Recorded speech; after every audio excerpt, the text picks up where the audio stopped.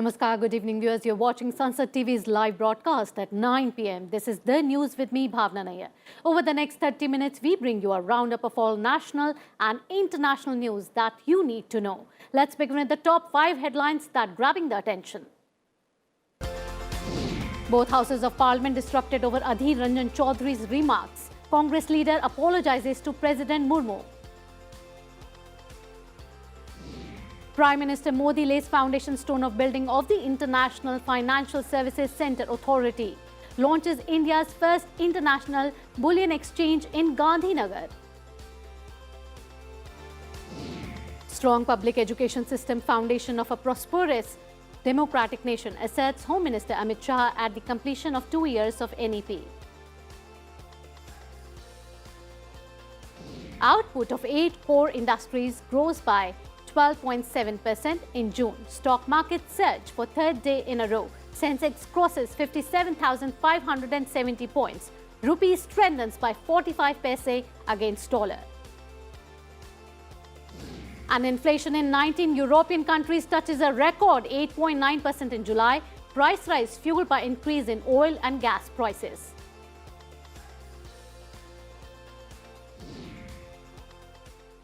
And after the main headlines, let us now launch on to some more important news of the day. Prime Minister Modi to address first All India District Legal Services Authorities meet. Homogeneity and synchronization to be the key issues. Government proposes amendments in Cantonments Act 2006 for greater democratization of Cantonments Board. Over 4,16,000 Indian workers migrated to 18 countries for employment since 2020, informs Foreign Minister Jaishankar.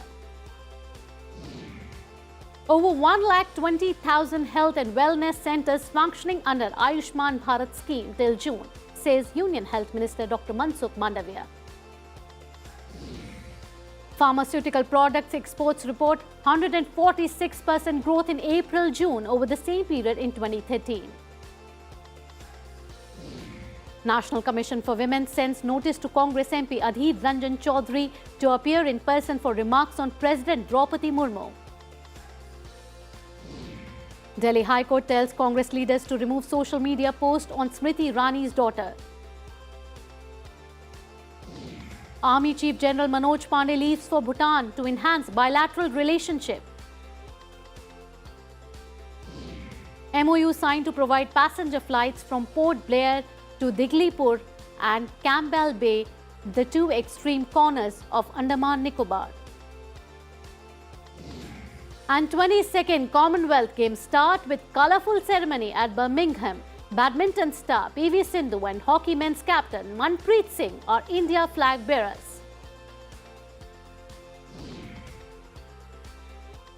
And now the big story of the day. Prime Minister Narendra Modi has said India is strengthening its presence in the international financial services sector through the GIFT City. He was delivering an address at the launch of the country's first international bullion exchange in Gandhinagar, Gujarat. The Prime Minister asserted that India is poised to achieve rapid growth and take its place in one of the leading economies of the world. He said such a situation calls for creating institutions that can fulfill our present and future roles.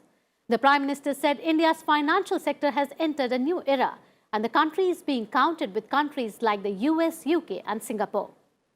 He also laid the foundation stone of International Financial Centre Authority headquarters.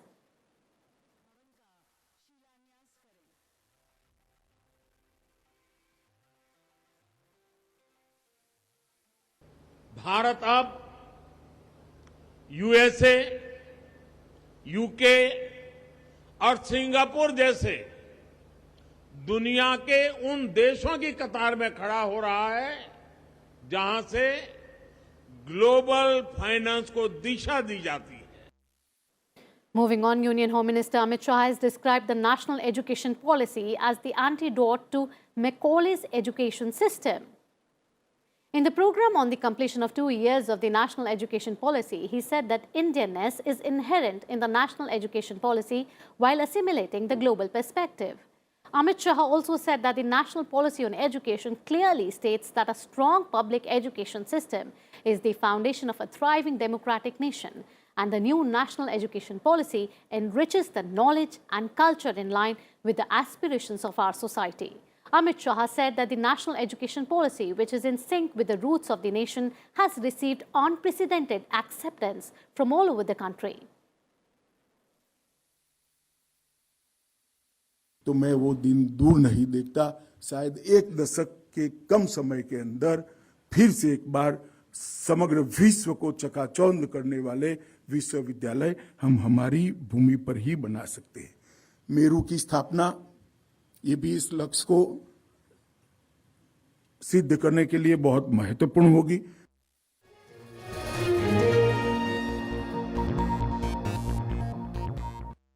And now updates from the monsoon session. Beginning with lower house, Lok Sabha proceedings were adjourned for the day on Friday amid protests by opposition and BJP members over Congress leader Adhir Ranjan Chowdhury's remark on President Draupadi Murmu. As soon as the House met at 11 a.m., opposition members, mostly Congress MPs, came to the well shouting slogans against the government. BJP members demanded an apology from Congress President Sonia Gandhi. Similar scenes were witnessed when the House reassembled at 12 noon. The chair tried to run zero hour while repeatedly urging the agitating members to allow the House to function. As the uproar continued, the chair allowed laying of parliamentary papers and adjourned the proceedings till Monday. कृपया अपनी seat पर वापस जाइए। कृपया सदन की कार्रवाई चलने दीजिए। सभा की कार्यवाही सोमवार दिनांक 1 अगस्त 2022 को प्रातः 11 बजे तक के लिए स्थगित की जाती है। Moving on to the upper house, the Rajya Sabha was adjourned for the day on Friday after opposition protest over various issues. Soon after the House met for the day, Congress members entered the well and raised slogans against the government.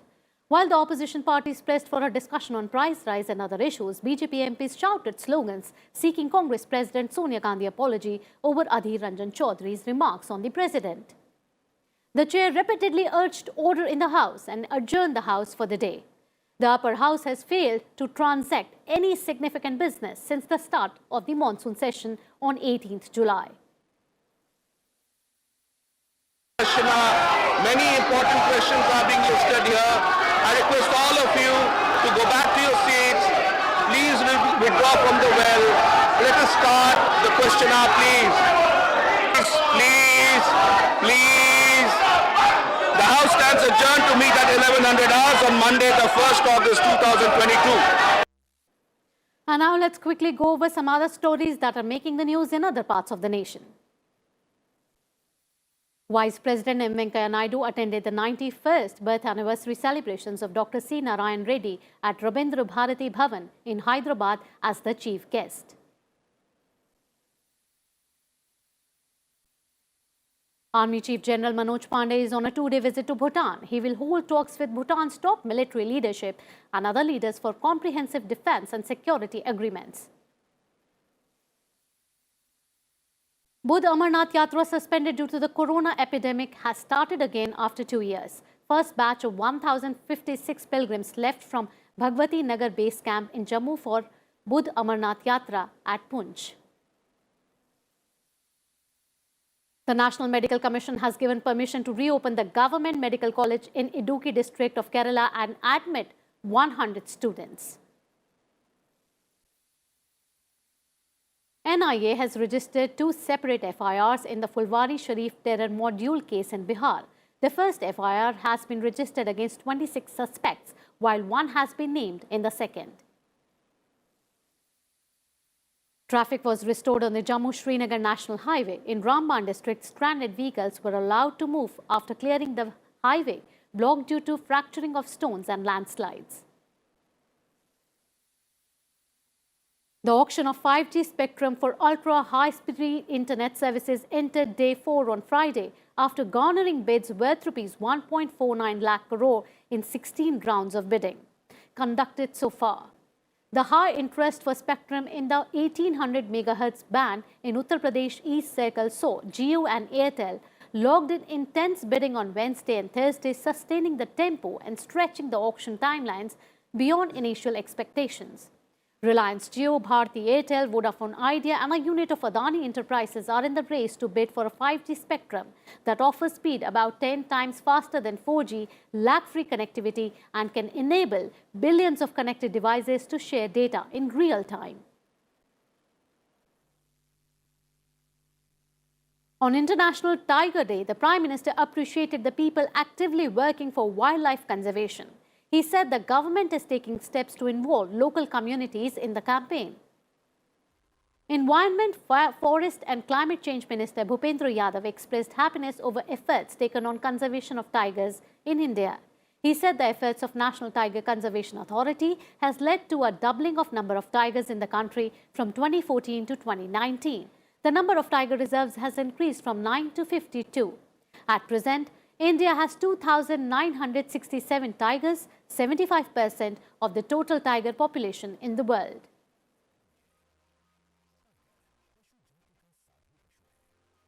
Moving on, tobacco products manufactured, imported or packaged on or after 1st December 2022 will display a new health warning image stating that tobacco causes painful death. The image will valid for a period of 1 year from December 1st.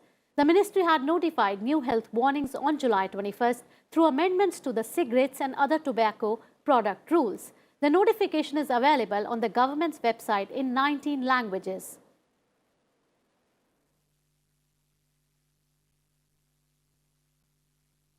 And now news from the world of business and economy. Beginning with 8 core industries including coal, energy, steel, cement and electricity saw a cumulative growth of 12.7% in June as against 9.4% during the same period last year. While coal output increased by 31.1%, refinery products saw an increase of 15.1%.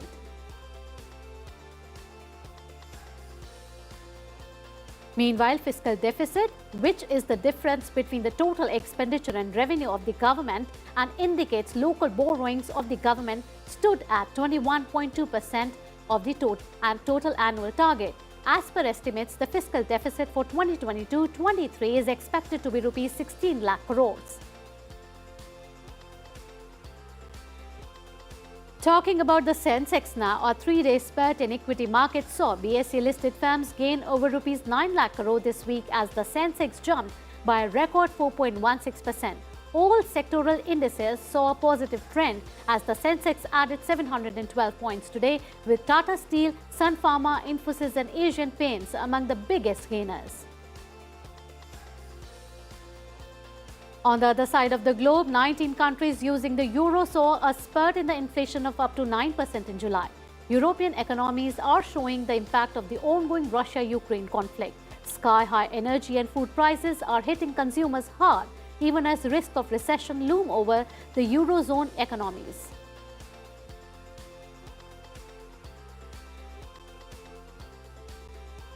Markets across the world maintain momentum, with Nasdaq leading growth figures with gains of 1.5%. In Asia, Kospi, Taiwan and Set Composites strengthened with gains of up to 1%.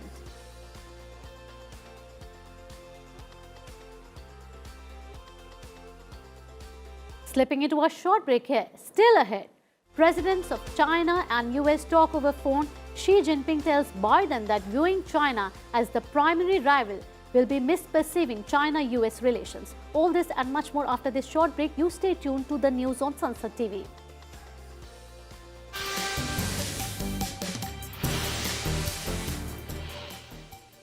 We will examine India's external relations from 2014 till now and the transformation that has happened in our foreign policy under Prime Minister Narendra Modi. The whole element of a more confident India that is willing to engage the world on terms that work for India. India's rising economy meant that more people were interested in working with India. What we have seen in the last few years is this shift towards a more pragmatic engagement where certain red lines are very clear with our neighbours.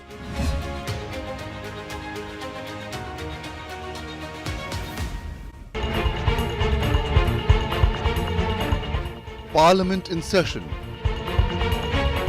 day's legislative business, debates and discussions. Catch the high points, all the updates on House Highlights, Monday to Friday at 10 p.m. only on Sansad TV.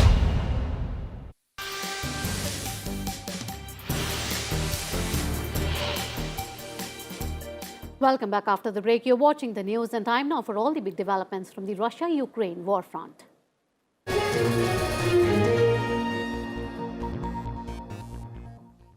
Ukrainian President Zelensky has said that his country is ready to start green shipments from Black Sea ports and is awaiting a signal from the United Nations and Turkey to start the shipments. Zelensky visited the Black Sea port of Chornomorsk, which has been blockaded by Russia, to see preparations for the shipments under a UN-brokered agreement signed in Turkey last week. Germany says that putting the Nord Stream 2 gas pipeline into operation is not an option, as this would only play into the hands of Russian President Putin. The Nord Stream 2 pipeline was designed to double the flow of Russian gas directly to Germany. But Germany decided it would not go into operation after relations with Moscow broke down ahead of Russia's war on Ukraine. A court in Kyiv reduced to 15 years the life sentence of a Russian soldier convicted in the first war crimes trial against Russia began its war on Ukraine in February. The trial is being seen as a test of how well Ukraine's justice system will stand up to the enormous task of prosecuting thousands of complex war crime cases. Russian Foreign Minister Sergei Lavrov has said that Moscow will soon propose a time for a call with US Secretary of State Antony Blinken. Blinken has said he wants to discuss an exchange of prisoners held in Russian and US jails. Blinken said Washington made a substantial offer to obtain the release of US basketball star Brittany Griner and former Marine Paul Whelan, both imprisoned in Russia.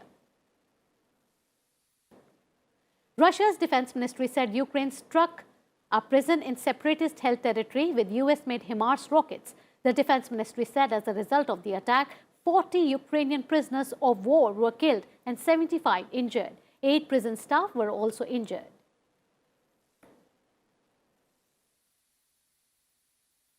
Time now for some other global updates.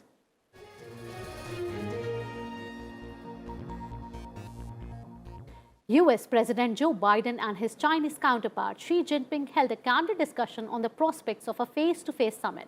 They also spoke about Taiwan amid mounting tensions over the issue. The talks also focused on certain areas of cooperation, including climate change, were hashed out. Our bureau has more on the part of the story. Chinese President Xi Jinping and his US counterpart Joe Biden had a candid communication and exchange on China-US relations and issues of mutual interest during the phone talk on Thursday. Xi underscored that to approach and define China-US relations in terms of strategic competition and view China as the primary rival and the most serious long-term challenge would be misperceiving China-US relations and misreading China's development, and would mislead the people of the two countries and the international community. The two sides need to maintain communication at all levels and make good use of existing channels to promote bilateral cooperation, Xi said. Recognizing the many challenges facing the global economy, Xi stressed the need for China and the United States to maintain communication on such important issues as coordinating macroeconomic policies, keeping global industrial and supply chains stable, and protecting global energy and food security. Xi elaborated on China's principled position on the Taiwan question. He highlighted that the historical ins and outs of the Taiwan question are crystal clear, and so are the fact and status quo that both sides of the Taiwan Strait belong to one and the same China. Biden said the world is at a critical moment, and US-China cooperation benefits not only the two peoples, but also people of all countries. He said the United States hopes to keep an open line of communication with China to enhance mutual understanding and avoid misperception and miscalculation, and will work with China where the interests of the two countries align and at the same time properly manage differences. He reiterated that the one China policy of the United States has not changed and will not change, and that the United States does not support Taiwan's independence. Bureau Report, Sansad TV. Moving on, the first Conservative leadership hustings for party members took place in Leeds on Thursday night. About 1,500 party members grilled Rishi Sunak and Liz Truss on various topics from the economy to the personal integrity. British Foreign Secretary Liz Truss, the bookmakers' favourite to succeed Prime Minister Boris Johnson in a Conservative Party leadership election, said she would not impose further windfall taxes on oil and gas companies. She was speaking at a hustings event in Leeds in Northern England. A very wide range of issues were covered at the event. The other leadership contender, Rishi Sunak, was taken to task by a party member who suggested he had stabbed Boris Johnson in the back by resigning as Chancellor. Why did I resign? It was a very difficult decision. It wasn't one I took lightly. And you're right, I'm very grateful to the PM for giving me the job of Chancellor. But as you also saw over the past 2.5 years, I gave my everything to that job. The radical differences of both candidates on the economy once again featured prominently in the wide-ranging debate. He said he will not embark on a spree borrowing tens and tens of billions of pounds of unfunded promises and put them on country's credit card and pass them on to the children and grandchildren to pick up the tab. By contrast, Truss promised tax cuts, telling the audience that she would launch a plan for economic growth, first of all, reversing the increases in national insurance. Bureau Report, Sansad TV. More news from across the globe in Global Wrap Element. Chinese Foreign Minister Wang Yi and Russian Foreign Minister Sergei Lavrov met in Tashkent on sidelines of SCO meet. Shanghai Cooperation Organization countries are gathered in Tashkent, Uzbekistan to discuss regional cooperation. They agreed to deepen the alignment between the China Proposed Belt and Road Initiative and Eurasian Economic Union to promote regional connectivity. Colombia and Venezuela re-established diplomatic relations after 3 years. Venezuelan Foreign Minister met his Colombian counterpart to discuss economic security and cooperation on issues of interest, among others. Both countries share a 2,200-kilometer border that was closed for commerce since 2015 and diplomacy was cut off since 2019. San Francisco has declared a state of emergency over growing monkeypox cases. The city has 261 cases out of about 800 in California and 4,600 across the United States. The emergency will allow officials to cut through red tape and respond to the health crisis rapidly. The mayor said that the city is in desperate need of vaccines to support the people of San Francisco. The monkeypox outbreak has been reported in over 70 countries. Protesters in Argentina took to streets demanding more state aid and universal basic income for workers amid rising inflation. Protesters include people from all walks of life. The massive protest took place in midst of deepening economic crisis across Argentina. Argentina's accumulated inflation was 36.2% in the first half of 2022 and is expected to continue to rise. Pakistan's Balochistan province saw flash floods after heavy rain. Floods killed at least 110 people and injured scores of others.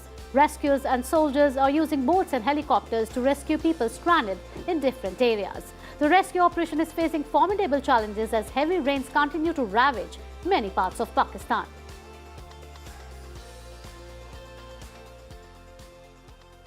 And Sri Lankan President Ranil Wickramsinghe has started talks with the opposition parties to persuade them to join all-party government. The talks are parts of efforts to establish trust in his administration and help drive bankrupt Sri Lanka out of its worst financial crisis ever.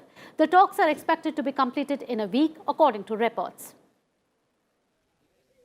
Sri Lankan President Ranil Wickramsinghe initiated negotiations with opposition parties to persuade them to join an all-party government led by him. Talks are expected to be completed in 1 week. Wickramsinghe on Thursday held talks with the Sri Lanka Freedom Party of former President Maithripala Sirisena. The main opposition, SJB party, however, is not expected to join the government. Instead, some of its MPs are contemplating joining the ruling side individually, the report said. The National Freedom Front, led by MP Bimal Veeravansa, pledged support to Wickramsinghe. Minister of Justice Vijayadasa Rajapaksa on Thursday said that all parties have been invited to form an all-party government. The minister said that the government will wait for a limited period of time to see whether the other parties would come forward to join it. The minister said that rather than a conflict-ridden parliament, they expect to establish a peaceful parliament which does not cause rifts on the problems faced by the people. The 73-year-old president was appointed for the rest of the term of Gotabaya Rajapaksa, who initially fled to Maldives and then to Singapore. Wickramsinghe on Wednesday said his government's main priorities are to fix the country's ailing economy and end the severe fuel shortage that has exacerbated after the last shipment under the Indian credit line arrived in the country in June.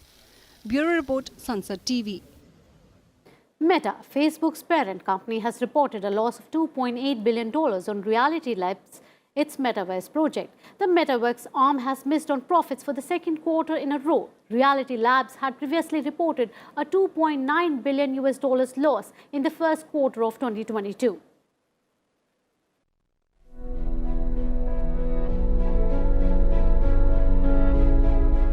Meta, the parent company of Facebook and Instagram, posted its first revenue decline in history on Thursday. Meta earned profits of $6.69 billion in April-June period, down 36% from $10.39 billion in the same period a year ago. Revenue was $28.82 billion, down 1% from $29.08 billion a year earlier. Meta's stock has lost more than half its value since the start of this year. The disappointing results followed a drop in ad spending as the economy falters and came as competition from rival TikTok intensifies. They largely followed a broader decline in digital advertising market that has hit Meta's rival such as Google, Twitter, which also posted a revenue decline, and Snap. Google's parent company Alphabet reported its slowest quarterly growth in 2 years on Tuesday. CEO Mark Zuckerberg said Meta was slowing its pace of investments and planned to steadily reduce employee growth after a hiring blitz earlier this year. Meta is in the midst of a corporate transformation that it says will take years to complete. It wants to evolve from a provider of social platforms to a dominant power in nascent virtual reality construct it calls the Metaverse. Bureau Report, Sansad TV. And let's now see what's happening in the world of sports. The Indian women table tennis team, led by Manika Batra, started its Commonwealth Games title defense in emphatic fashion, outclassing South Africa 3-0 in its opening Group 2 tie. Indian women's cricket team lost to Australia in their opening match by 3 wickets at the Commonwealth Games. India batted first and scored 154 for 8. Australia were in trouble at 5 down for 49. Ashley Gordon's 52 not out, however, put paid to Indian hopes of starting with an upset. Shiva Thapa reaches next round of men's 63.5 kg boxing event. Beats Pakistan Suleiman Baloch. Thapa took less than 10 minutes to win the qualifying round 5-0 at Birmingham Games. Indian swimmer Sri Natraj clocked 54.68 seconds to qualify for the semi-finals of the men's 100-meter backstroke event at the Commonwealth Games. The 21-year-old was third fastest in his heat. India beat Pakistan 3-0 in mixed team badminton event at the Commonwealth Games. Sumit Reddy and Ashwini Ponnappa in doubles, Kidambi Srikanth and PV Sindhu in singles win their matches.